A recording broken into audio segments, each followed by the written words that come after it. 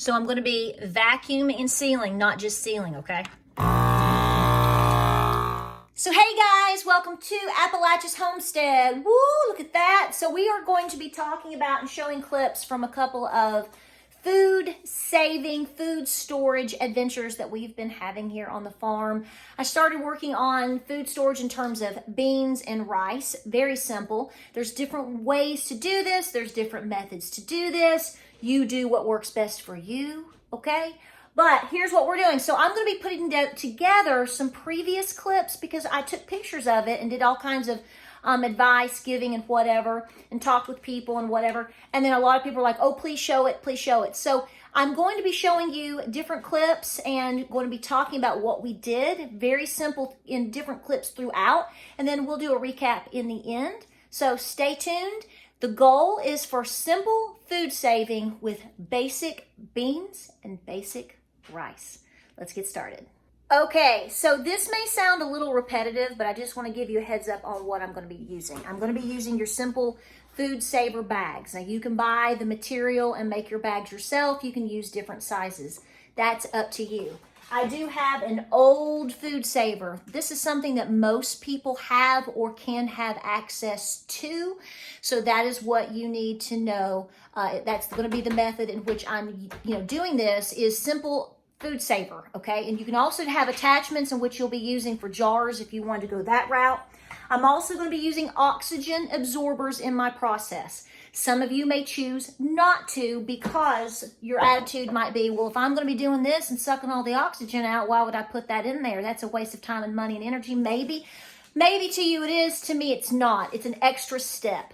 To me, if I'm going to be buying the food, saving the food, taking the time to do all of these things, which is not hard, just time consuming, then I'm going to try to do my best to make sure I haven't missed anything and that my food stays, secure in a safe location and is preserved for as long as I can make it to be. So like I said, we simply are using rice and simple beans. And the reason you're seeing all these pots and different things sitting out here that you'll see in previous clips is because I literally baked these items. I bought them, I froze them, brought them out of the freezer after they had been frozen for some of them up to a week. And then I made them go through a low, slow heat bake process. They've been cooling. Then we've put them into the storage bags.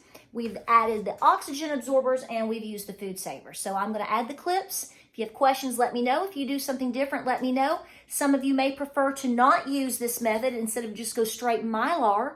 That's great too. We do it all. Don't be afraid to try different methods. And you know what? Let's rock and roll. Okay, so we finished all of our beans and now we're on to the next phase. I got some wonderful packs of rice a couple months ago for 25 cents a bag. I'm not lying. They were on total clearance at Food Lion. So I stocked up. Didn't wipe them out, believe it or not, but I got a lot of rice. I did the exact same thing. I want you to know I did this. You may not do this with rice or beans or whatever. You do what works best for you. I put the rice in the freezer for a couple of days. Let them freeze. Took them out, thawed them out. Then I spread them out into pans, okay? Spread them out into some pans. I put them in the oven at 225 for 2 hours. Then I've simply let them cool. And then I put it all in a bucket so I wouldn't spill it out of the pans. And now what I'm going to do is I'm going to bring them over and I'm going to put them in the exact same situation. I'm not sure if I'm going to do 2 cups or 4 cups or how big I'm going to do my portions, okay? I haven't decided that yet because rice, a lot of times, 2 cups of rice is a really good cooking portion for several people, okay? But in order just to get it packed away and not burn through too many bags or oxygen absorbers, like I said, I may just go ahead and do at least 3 cups, maybe 4. Now, let me speak about this for a second. I know that I am using a vacuum sealer. So if I've gone through all of this process of legwork, of freezing, baking, you could use a little bit of DE if you wanted to. And then I'm going to be using the vacuum sealer or the food saver. I'm going to be vacuum sealing them into the bags. Some people will say, you're wasting your time and energy and money by using an oxygen absorber. To me, this is just an extra step. You don't have to do it. Some people do, some people don't.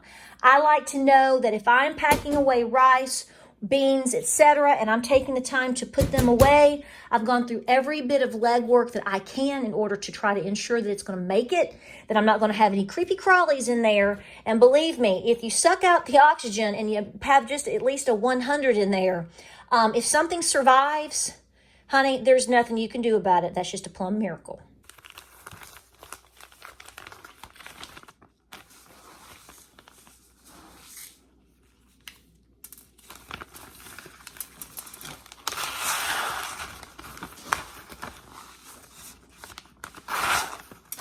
Now, depending on my bag, obviously I could cut this and make smaller bag portions. You could cut this and make smaller bag portions for seed saving and all kinds of different things. I'm very well aware of that. I'm not, in this case, I'm trying to get these beans and rice done today. So I'm very well aware of that. You can buy the actual bagging material and then you just seam it how you want to. But that's not what I'm doing today. We're just, like I said, trying to get the job done. Now remember, when you have these, like I already opened these earlier with the beans and I just got down to a few left. I put them in a new smaller container because you actually, you want them covered. You want them sealed off. You don't want them pulling the oxygen where they are. You want that to do that in here to keep your food safe. So when you're using this, like I'm about to open it and you're going to take out one, look. I'm going to take out one. Make sure you put the lid back on because in between each bag, it's going to be a few minutes. So I want to preserve this. So it's a little bit of a hassle, but you want to absolutely save your food savers as far as your oxygen absorbers as long as possible. So let's get started. She's out the gate. You can take any bean that you like. White beans, navy beans, northern beans, kidney beans, pinto beans, whatever. And what I did is I bought these beans, okay? And then I put them into my freezer.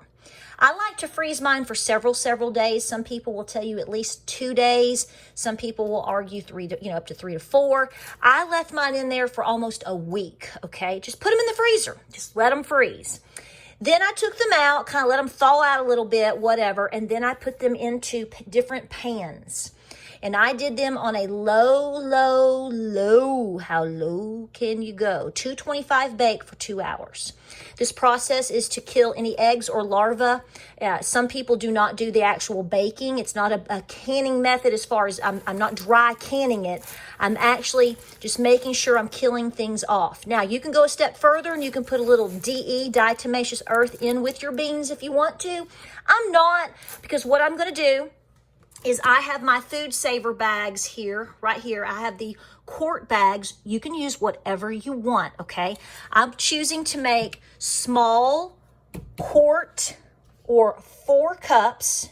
This is 4 cups of beans. All I've done is scooped out 4 cups of the, like I said, the frozen and then baked and cooled. You want them cool. They've been sitting and cooling. They've been cooling. I'm putting them into one of these bags from Food Saver, okay? Then I'm adding 1 oxygen absorber. I'm just doing the 100s on these, okay? Just a 100 on this.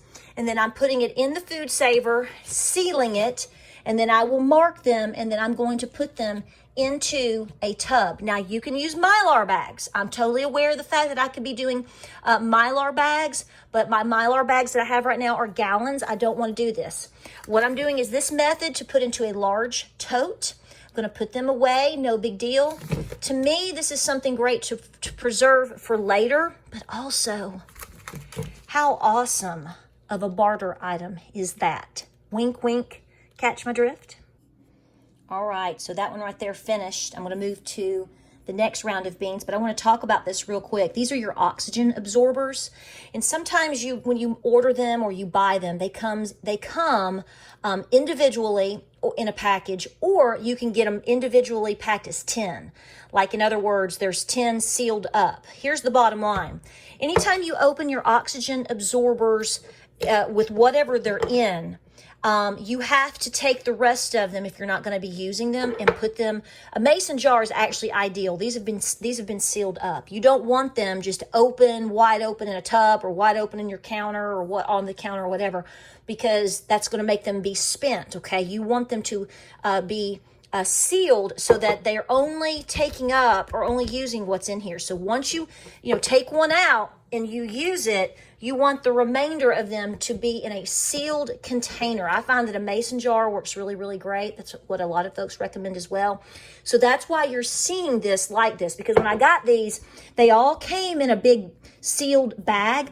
And I opened them and I've used some, but the ones that I hadn't been using, I immediately, quickly put them into some mason jars, marked them, and then I used them very quickly and closed them off every single time. So there's a quick little tidbit for you.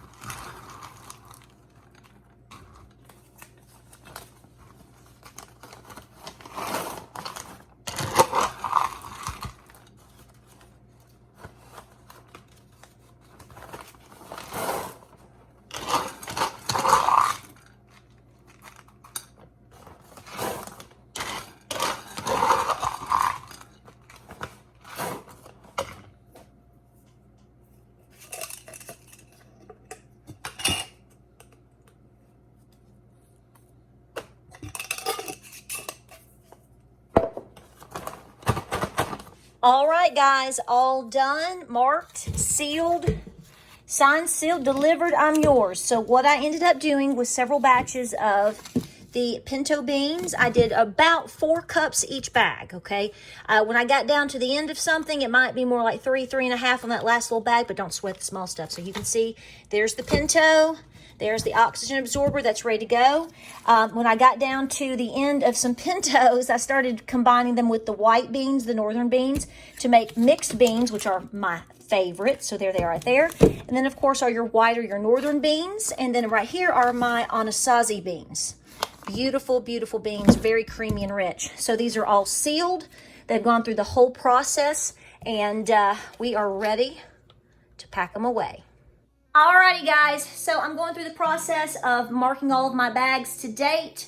Very simple. I ended up doing around 4 cups per bag for the beans and about 3 for the rice. Do what works best for you. Whatever portions you want to do, whatever size bag you want to use, however you want to do it that makes you comfortable, then that's what you need to do, okay? We appreciate you being here. We'll try to do more of this. Very simple and very easy, okay? Like I said, you go through the process of the freezing and baking to make sure you're killing off basically any eggs, larvae, etc., etc. You're taking all the oxygen out to make sure that you still don't get a potentially a creepy crawly, so your food is safe in long-term storage. They're going into a very dark bin in a cool, dark room. I think we did pretty good. All right, comment down below and tell us what you do, what works best for you. And I know we're gonna have lots of conversations. We appreciate you being here. Like, subscribe, and share, share, share. Stay very, very busy. Keep stocking that pantry, and we'll see you guys on the next